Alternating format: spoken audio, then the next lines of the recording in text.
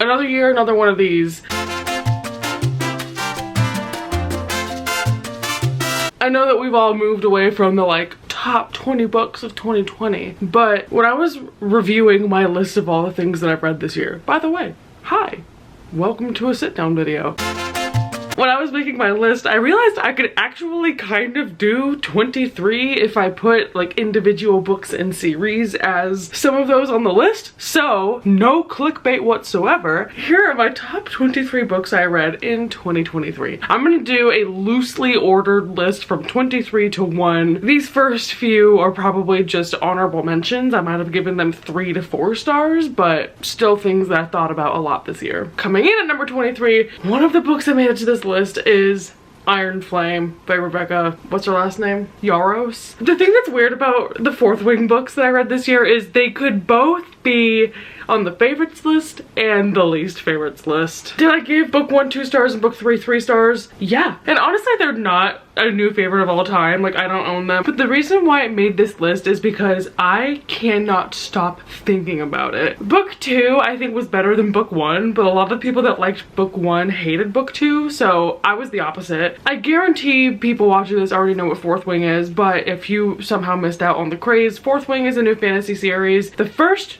2 books came out in 2023. We'll get to why maybe that wasn't the brightest idea, but it's all about Violet, who's the daughter of the general of this fantasy world where they train cadets to become dragon riders to fight in their war. The main character, Violet, is supposed to be a scribe. She's trained her whole life to be just like a little quiet librarian, and then ends up being forced into this dragon school where at any turn you could lose your life because all of the activities that they have to train in are dangerous. It very much feels like Divergent if you read that and you remember what it was like going to Dauntless, where at any minute people are at each other's throats and you just have to survive. And then the series is now continuing to just be that they are thrust into this world. Her love interest is the son of one of the rebels against this government, so there's like these betrayals and things going on in the background. Book 2 picks up where book 1 left off, obviously as a sequel. I liked it more just because I feel like she really calmed down on the writing and fell into a rhythm with it, rather than in book 1 it was so clunky and so hard to read. The thing about book 2 is that it becomes very character focused and relationship drama focused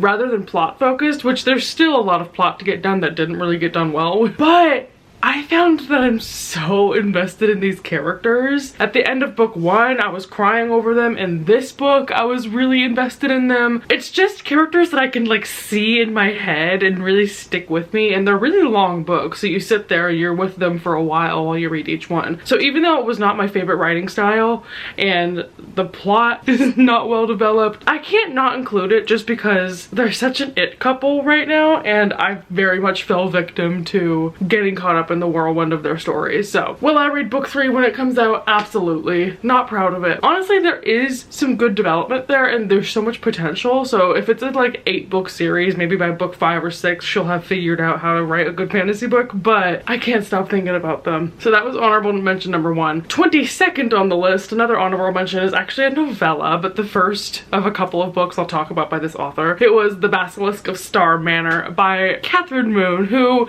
took over my world in 2023. If you're unaware, Catherine Moon writes a lot of fantasy and monster romances. That's just gonna have to be a category that we're comfortable with in this video because we're gonna be seeing it a couple of times, especially really far down the list in ways that you'd be surprised about. But this is a novella in her most popular series. The first one is A Lady of Rooksgrave Manor. This novella follows a man who works for the villain of the series. He's a basilisk. A side effect of that being if he looks at you, you die. So he's always wearing sunglasses or like blocking his eyes, like isn't really able to connect with people. But then he meets a girl who's blind, so she's obviously immune to that, so he's able to really be himself around her, and he's turning from the bad side to the good side. You very much have to read the series to get the context of who he is, and he's really not even in the series, so all of them can kind of be read like standalones except for this one. But I just thought it was so sweet. Catherine Moon always writes really good romances where it's very respectful but very steamy, well thought out, beautiful writing style. I could not include this one just because I enjoyed it a lot. lot. So if you've read the series and haven't read the novella, you have to give it a shot. Another honorable mention, number 21 on this list, is Act Your Age Eve Brown by Talia Hibbert, which I read for the plus size readathon earlier in the year. It's the third book in the Brown Sisters series. She is feeling like she's freeloading at her parents' house. She's in her 20s, doesn't have a job, doesn't have any passions, and her parents are very successful, pushing her to do that. After a series of events, long story short, ends up running into a like B&B style hotel manager with her car, and then solidifies getting a job there while he is out of commission. I can't remember the guy's name, but the love interest is autistic, so he very much needs structure and doesn't want any hiccups in his life or his job, so it's very unsettling for him. But then, obviously, things develop and then there's a romance. First and foremost, I just think this book was so relatable, both personally and just if you're a person in your 20s. It's about figuring out your life and taking risks. She is that kind of like 1,000 thoughts a minute, says things with no filter, you know, makes messy mistakes and isn't afraid of being messy. Also, it has that setting of like that small town, a little bit like Gilmore Girls, if that's what you're into. And obviously the romance was great. It's grumpy sunshine, it's enemies to lovers, and once again, as is essential to this list, very steamy. So I really enjoyed that this year, and I think the entire series is pretty solid. I think it might be my favorite one in the series. My next honorable mention, and number 20 on the list, is Here the Whole Time by Vitor Martins. This is another book I read for the plus size readathon. It's by a Brazilian author, and it's about a gay teenager. His neighbor and schoolmate in his apartment building ends up having to stay with him and his mom in their apartment while his mom travels, and that has been his crush for a while now, but the main character feels very insecure because he is plus sized and very insecure about being fat. When I think about this book, I remember just reading it in one sitting. A lot of times when I read books about fat characters, it can feel a little bit too confronting and put me in more of a sensitive headspace than an empathetic one, but I really do think that this book tackled it realistically, but not in a way that really makes you feel like shit. I liked the way that this character thought about himself and the way his mom supported him, and especially how this newfound friend and him had conversations that were vulnerable but also really sweet and funny. I absolutely flew through it, and there were so many things that I loved about it, like the main character is in therapy, and I rarely read books set in Brazil, so that was a really cool setting to see. A lot of people had recommended that one to me, and I'd never heard of it before this year, so I'm super happy I picked it up, and it was really cute and really worth your time. Another couple of books I loved this year, I'll mention these two together, but I discovered Phoebe Wall, who is a picture book illustrator and writer. So I read several books by her this year. My two favorites were obviously her most popular book, Little Witch Hazel, is all about this little witch named Hazel who goes on all these adventures. So you follow her throughout a year of different escapades throughout the seasons. Obviously the main motivator for loving this is the art style is absolutely darling. What you see on the cover is exactly what it looks like inside. It's just so cottagecore and cozy. There's plus-sized characters, there's body positivity, and so much diversity. Each little story contains such a precious nugget of like wisdom and a life lesson, but then it all comes full circle at the end, and I did shed some tears. It was so sweet. Absolutely recommend if you have any children or know any kids that would like it, but if you're an adult like me, it was also really, really cute. So quick reading goes by fast. Highly recommend that one. The other book that I read by her, on the other hand, it's a bit more of a specific recommendation because just for me it hit really hard, but it was called The Blue House. If you're someone who needs to find something on this subject or has experience with moving away from a childhood home, especially against your will or by outside forces or circumstances, this book is gonna break you apart. This is about a boy, Leo, and his dad. They've lived in this house their whole life, and as a product of gentrification, their landlord is selling their property, so they have to move somewhere else. So it's all about leaving this house and the memories that come with it and starting somewhere new. I'm getting chills just thinking about it. This book made me bawl. Again, it's a very short form kids book, but the art style was absolutely gorgeous. It was so sad but so sweet. I can see it being a really helpful tool for reading to kids if you're ever moving away, but also if you're like me and are still trying to heal a part of yourself that misses your childhood home. It's gonna ruin you, so have fun with that. So that was numbers 19 and 18 for our next honorary mention, which now it feels like I have a lot of these, but it's fine. It's I'm Glad My Mom Died by Jeanette McCurdy. Obviously, I'm reading this on the tail of it being super viral. I can't remember if that was this year or last year. It was randomly available from my library one day, so I just checked it out and listened to it all in one sitting. I absolutely understand the hype for it. I also really enjoyed it, and Jeanette narrates it herself, so it was great to listen to. If you're unaware, this book is about her life as an actress. She's a huge Nickelodeon star on like iCarly, but in the background of all that, what we never knew until recently is that she was going through severe eating disorders, abused by her mom, forced into that lifestyle too, and is like a pageant child almost, and all these subsequent issues she had to go through while trying to be independent and choose who she wants to be, especially after the death of her mom, and she now is free from those expectations. I will say I wasn't expecting this to be like gorgeously written,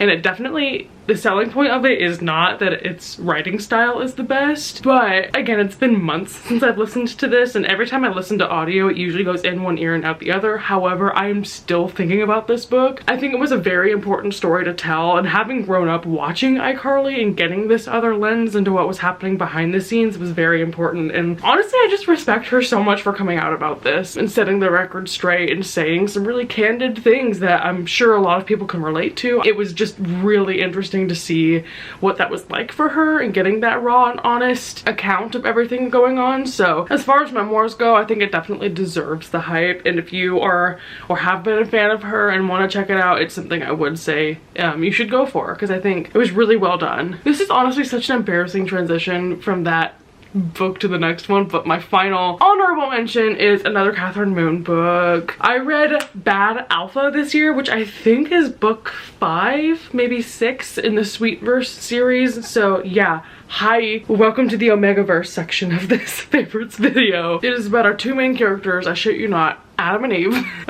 God would be turning in his grave at how these names are about to be disrespected. Eve is a, not assassin, what's that called in the real world? A hitman? A hit woman? She's been assigned to kill Adam because he has exposed a super illegal sex trafficking ring. However, upon meeting him, she realizes he is a very rare male omega and she is an ultra rare female alpha. So if you've only ever read Omegaverse, and probably none of you have ever read Omegaverse, typically the opposite is true, right? So instead of killing him, she's like, might as well.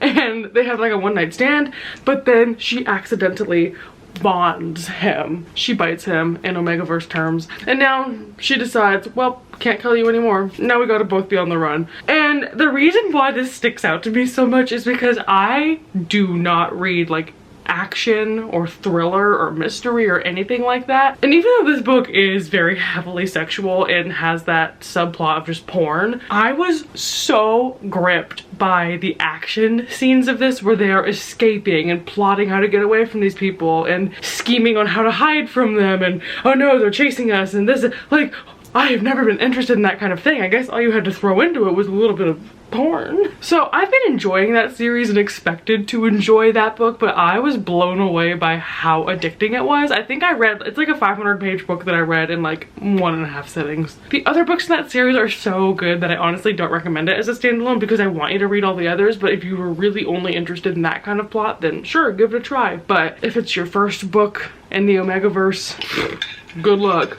Anyway, loved that one. Thank you, Catherine Moon, for your contribution to humanity and art. All right, now we are past the honorable mentions and we're getting into the beef, the meat, the goods. Number 15 on my favorites list is My Dark Vanessa. Vanessa is the student of a teacher named Jacob when she's 15, and thus begins a long lifetime of being groomed by him. And even after she's grown up, because this book follows her over the course of the next 20-ish years, really shows how that experience has impacted her and her thinking, because spoiler alert, for a large portion of this she doesn't see herself as a victim. So it paints a very difficult to read but also important picture about what that's like when you're young, and how when you get the attention of an older man you think it's the top of the world, and the longer the time time goes on, and especially spurred by the Me Too movement, which is kind of the turning point in this book where she starts to understand what happened to her. And really it's the slow evolution of her turning from abused to survivor. Obviously, huge trigger warning for any kind of sexual abuse or preying on young women. Also, you have to give the main character a bit of grace because she is kind of an unlikable main character at times, even though she is the victim, because she continually goes back to him and defends him, which I think is another really interesting side of it, because there's so much nuance there. Instead of just being like, this happened to me and it was bad and I hate you forever, she does still kind of have an emotional tie to him, even though she didn't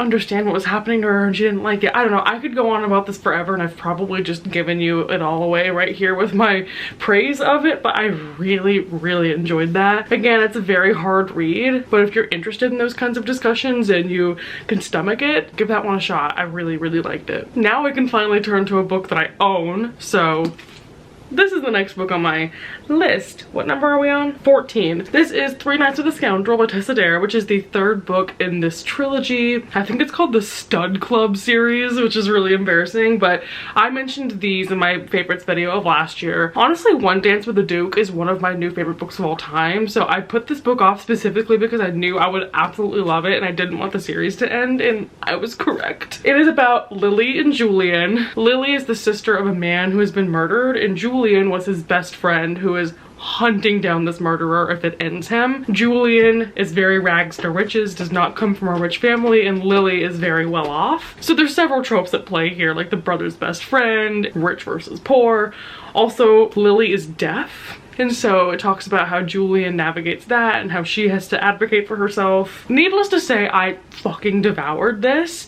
I absolutely love Tessa Dare's writing style. It feels so realistic in their conversations, and the passion that emerges from these relationships is always so genuine. It makes me, I mean, I definitely would not want to be a woman in the 18 whatever the fuck this is set in, but it really romanticizes this time period for me where I'm like, damn, I need men to be crowing at my feet for me, and I want to be in a ball gown sitting in a foyer somewhere like penning a letter with paper and quill. Tessa Dare is truly a standout voice here. I highly recommend going back and reading the first two books in this series because they all have interconnecting characters. But I just loved the characters in these, and especially the main female character is very strong and she stands up for herself and she's smart. And I'm just a sucker for the trope of the guy thinking you deserve better than me, but the girl being like, you idiot, I want you. If you combine that with like a historical time setting, it was just so full of angst and so perfect. Loved it. Absolutely loved it. Which I knew I would. So here we are. Number 13 on my list is another romance book. It was called Nanny for the Neighbors by Lily Gold. This one I really enjoyed. It was my first book by Lily Gold, who I've heard is great, and all of her books are similar to this one, so if I enjoy this, I'm sure I'll love them all. But this is about a woman, wish I could tell you her name, but the synopsis is written in first person, which usually is a red flag for me, but really enjoyed this one. I didn't think I'd be recommending anything that's set during the pandemic or post-pandemic, but this main character was a nanny and lost her job because of the pandemic, so she's like on the edge of being evicted, desperate for anything to come up, when she gets a knock on her door, and it's her upstairs neighbors, who are three men who are roommates, saying, hi, we've just had a baby dropped on our doorstep that's one of ours and we don't know whose it is. We're men, we don't know what to do. So she gets thrust into their lives because of this mystery child, and you learn that the men enjoy polyamory. They all tend to pursue one woman, and that's what's happened with this child. They just don't know whose baby it is. But as this main character is around them more and more often and is teaching them how to father, she becomes the new victim of their desires. So the thing I really enjoyed about this, first of all, I am not someone who enjoys books with people with kids. I just can't relate to it. I find that they interrupt the story a lot and hinder a lot of the action that's able to happen. No offense to parents. I thought that this was so cute. Probably because it's a baby, you get to see those really tender moments, especially of men who are clueless getting to learn how to be a parent. But also it was really interesting because obviously each of these men are very individual and unique, and they bring something different to their friend group.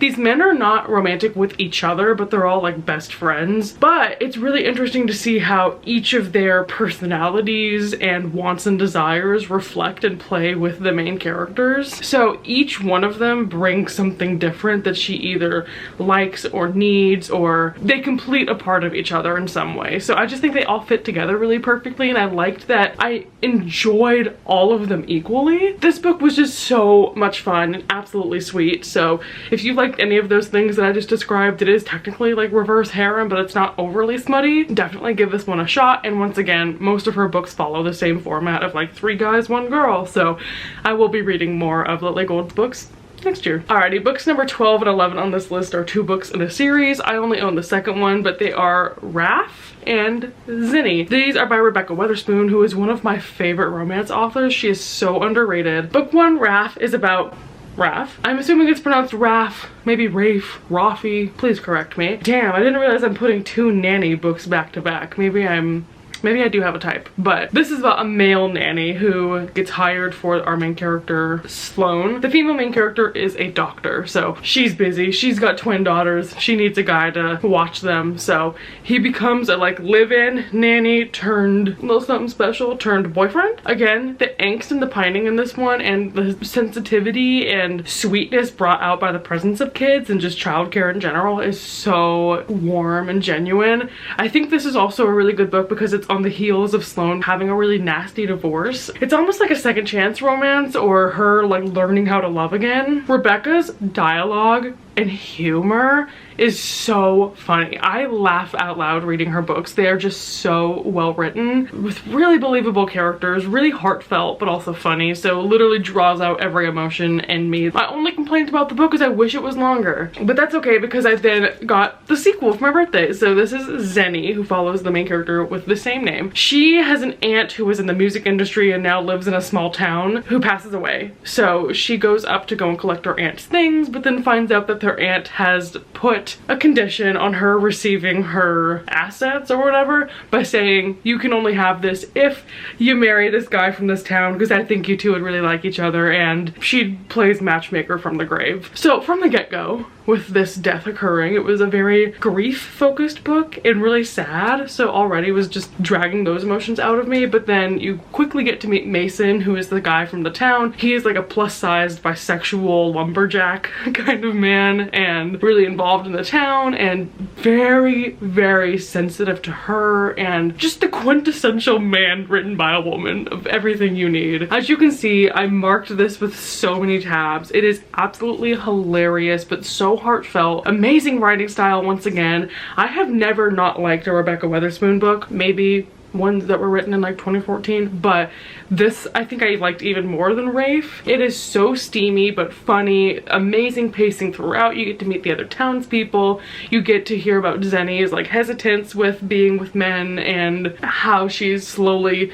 breaks down her fear of vulnerability and gets closer to Mason. And this book is guilty of a third act breakup, but I still really, really enjoyed it. This is one of the best romance books I've ever read. Every little side character mattered to me. This book just spoke to me. It's exactly what I look for in books, so I absolutely gave this 5 stars, devoured it, highly, highly, highly recommend it. Again, if you're gonna read this one, you might as well read the first one, so pick up everything Rebecca Weatherspoon has ever touched. She's incredible. Number 10, we're down to the top 10. Oh my god, this video is so long. Number 10 is Lovely War by Julie Berry. I read this book so long ago that I had to do a lot of research, but the more that I was rewatching my vlogs and rereading my review for it, I'm like, oh my god, I do remember that. Oh my god, it was so good. This book is set during World War I, and it's told from the perspective of Greek gods. So primarily it's Aphrodite talking about this couple that was one of her favorite romances that she's ever orchestrated. It's very Mastermind by Taylor Swift, but Aphrodite's version of just like putting these characters in the right place and nudging them to do this. But since it's set around World War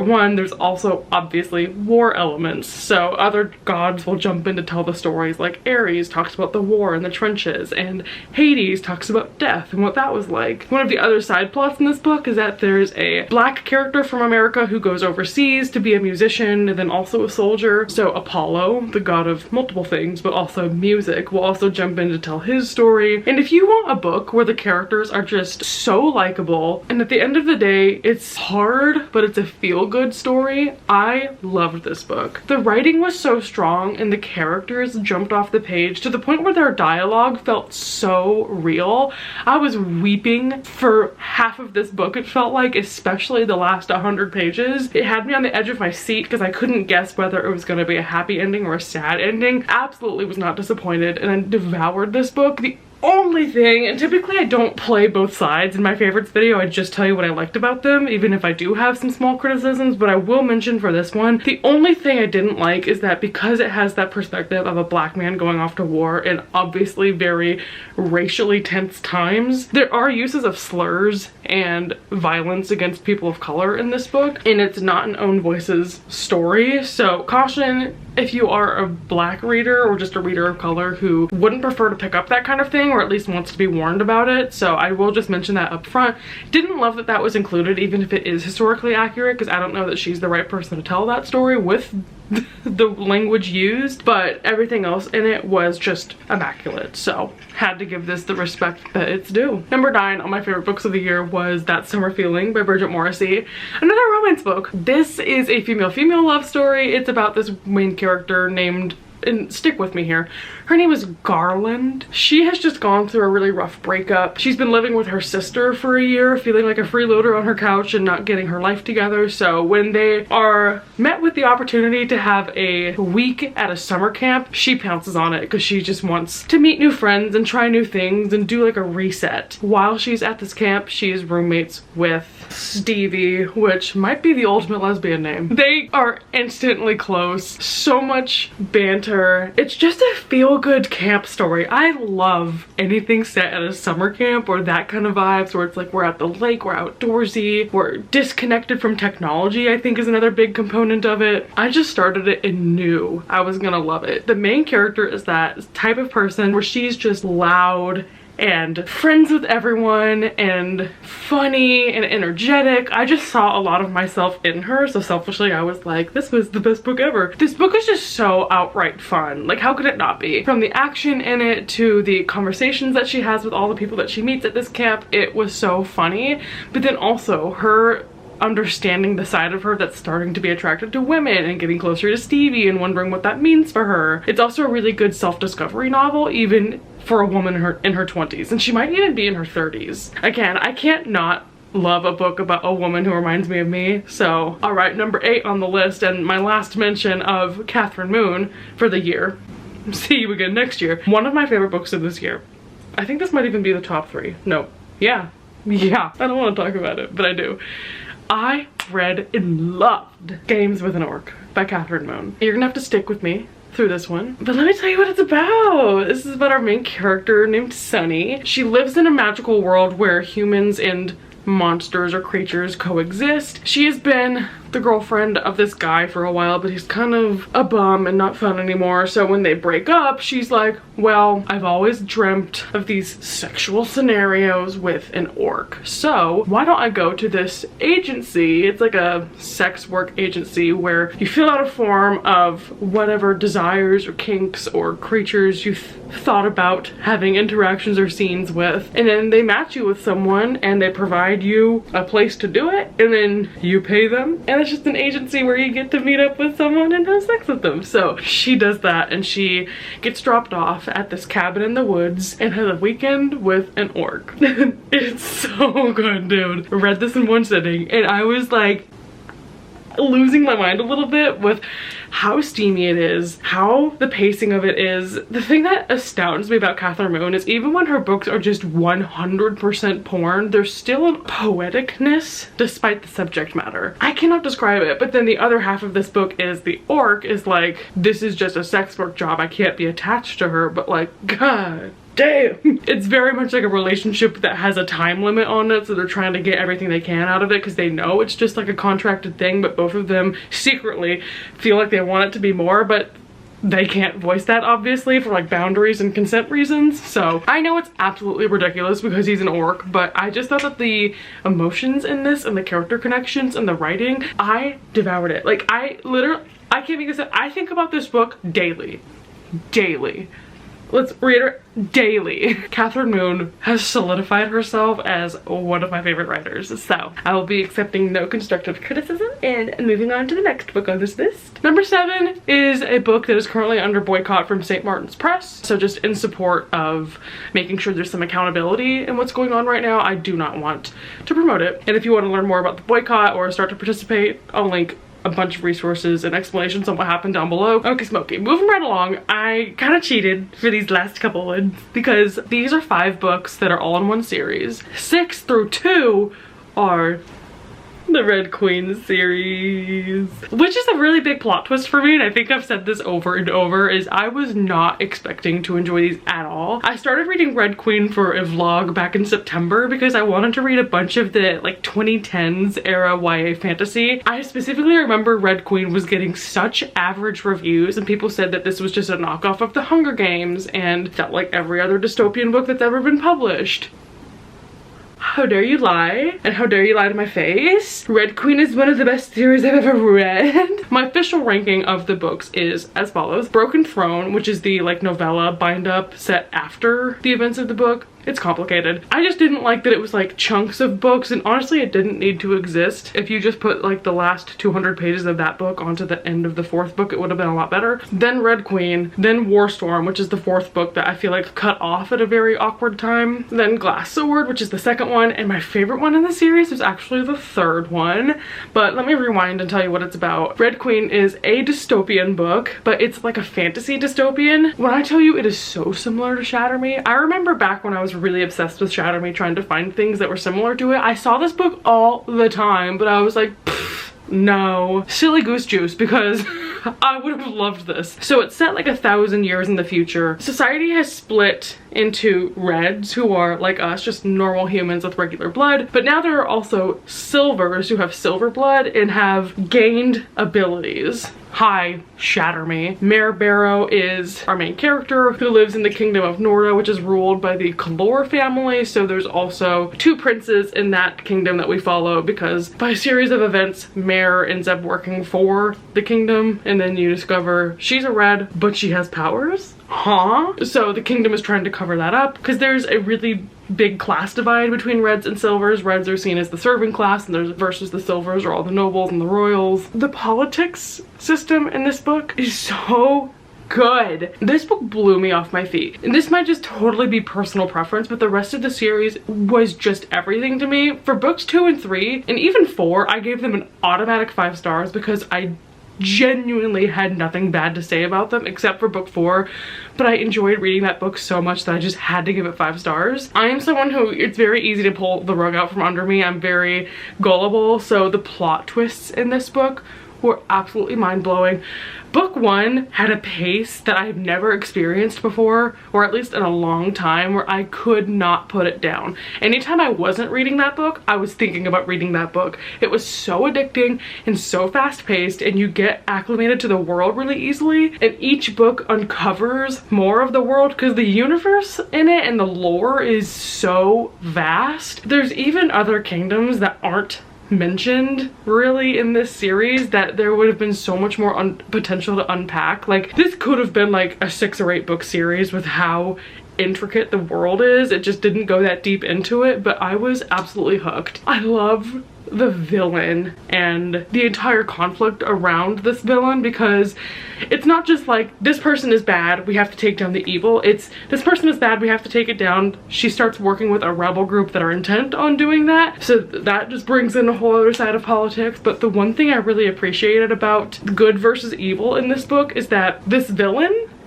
is also someone that used to be beloved. So there's that gray area of, we could just fix them, or, oh, if we had just done this, like this wouldn't be as bad. And it was so sad. I love an unlikable main character who makes decisions that maybe you don't agree with, but she's making it based on what she knows and based on the trauma of her experiences, you know, the betterment of society even at her own risk. So I think I love book 3 so much just because she did a very self-sacrificial thing and now has to deal with the consequences of that, and it's one of my favorite tropes and I can't spoil it, but it was just my jam. Okay, everything about it I adored. I spent like 4 months reading these books back to back, and I just finished Broken Throne the other day and I already miss it. Loved the relationship in this, loved the plot, love all the side characters. Victoria Aveyard now has me on board. I have her other series on my TBR card from the library, so hopefully I'll read that this year. All this to say, and I could go on for probably 2 separate videos just about Red Queen. If you haven't given this one a go because you think it'll be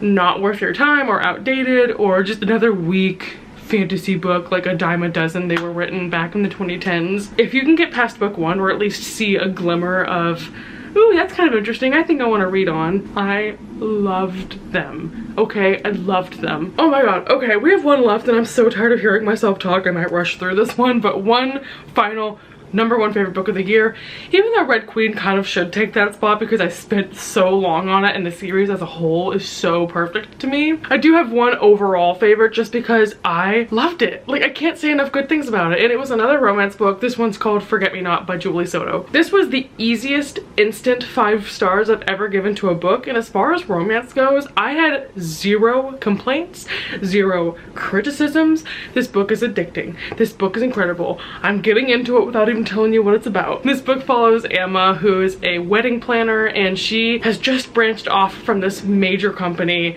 to do her own things. She's given the opportunity to do a wedding for a very high profile social media influencer couple. The only caveat of that being they only want their florist to be Elliot, who owns a flower shop called Bloom in town. That being a problem because Emma and Elliot once had a thing that went awry, so they are not talking, they are not friends, but she has to work with him in order to do this wedding and get that exposure. So they are forced back together for this project. Hey, forced proximity girlies, stand up. Also, Grumpy Sunshine. Hello? Emma is my favorite kind of main character, once again, of a woman who is just bubbly and outgoing, very loud, very confident, talks a million miles an hour, has a lot of ideas. And Elliot is just a guy who works at this flower shop and loves his business but wants to get shit done. No questions asked, no tomfoolery. I could be wrong, this may be Raylo fanfic or it could be Hermione fanfic, but consider me converted, because why was this the best book that I've ever read? At no point was any of the dialogue cringy or corny, which is so rare. Elliot, sorry, I hate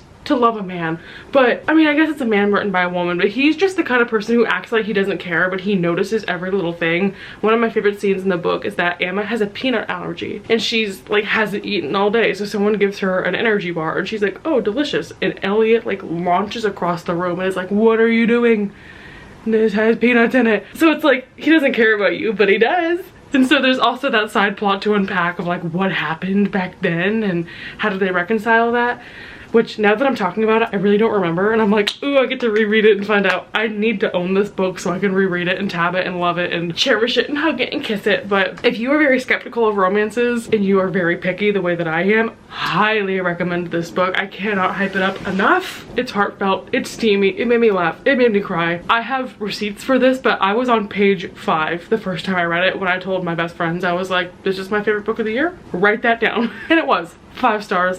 Loved it. Okay, that was all. Are you tired of hearing me talk? Because I'm really tired of hearing me talk. Yeah, in conclusion, 2023 was a great year for me. I read a lot more things that I enjoyed than things that I didn't like, so manifesting more of that for the next year. As always, I would love to hear what your favorite books of the year were, so if you want to leave a comment down below and give me some recommendations, I got a library that I need to do some damage on, so I will be checking out those. That's all from me. Hope you had a great year. Hope you're already starting your new reads of the next year, and I'll see you next time. Bye!